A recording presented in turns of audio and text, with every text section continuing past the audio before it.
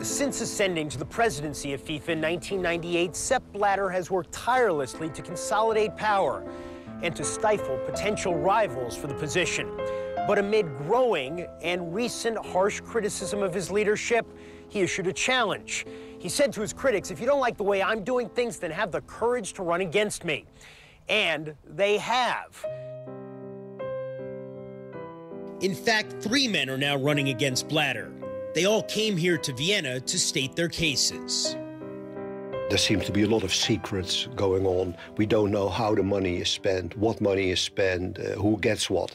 As much as football is loved around the world, and it is the most popular sport, I think the reputation of the organization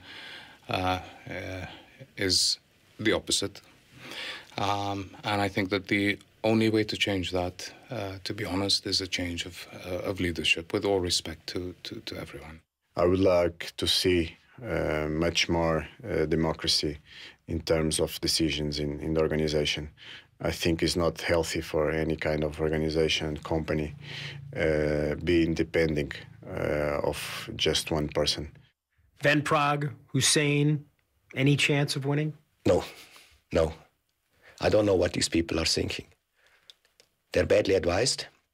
No chance of winning. The manner in which Sepp Blatter leads doesn't encourage competition. An expert on ethics and transparency, Michael Hirschman was appointed in 2011 to FIFA's newly formed Independent Governance Committee. And it was only until the voices got loud enough and the sponsors started to question what is going on in FIFA that they decided it's time for us to undertake a reform. Under pressure, FIFA said it would investigate the 2018 and 2022 World Cup bids, appointing Michael Garcia, an American attorney, to lead the inquiry. But even Garcia, a former top federal prosecutor, found FIFA impenetrable. I thought he was terribly frustrated. He did not have grand jury. He did not have subpoena power. He did not have the power to grant immunity. And so he got limited cooperation. FIFA has thus far declined to make Garcia's report public, instead offering a summary, which Garcia said so distorted his findings that he resigned in protest. There is another ongoing external investigation that might make an impact. The FBI has been investigating FIFA with the cooperation of a former senior American official in the organization. Sources tell E60 that with that in mind, Sepp Blatter has decided it would be unwise to set foot on American soil. What kind of protection do you get from the FBI? I can't state that. Phaedra Al-Majid is the media consultant who claims she saw the Qatari bid committee offer bribes in exchange for votes. She says that shortly after her allegations became public, 3 FBI agents appeared on her doorstep. They were there, Al-Majid says, because of threats to her and her children. How have you been threatened? Through phone calls, emails? Phone calls, emails, hacking especially, cyber attacks. Where do you think it's coming from? I really don't want to point fingers, but I think I'm the biggest threat to Qatar, so I would guess it's them. However, there could be a lot of parties involved at this point, including FIFA. Who knows? Why are the Qataris threatened by you? Well, I've witnessed things, and I've publicly spoken about those things. If it's proven, if proof is found, they could risk losing the World Cup, according to FIFA rules.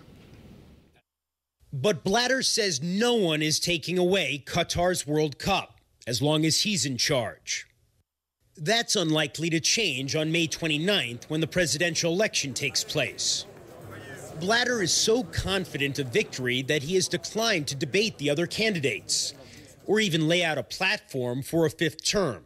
My manifesto is the work I have done in the last years in FIFA. I am now 40 years in FIFA, and I am 17 years the president of FIFA. This is my manifesto. All along, we had hoped to pose our questions directly to Blatter. Finally, in Vienna, we thought we might get our chance.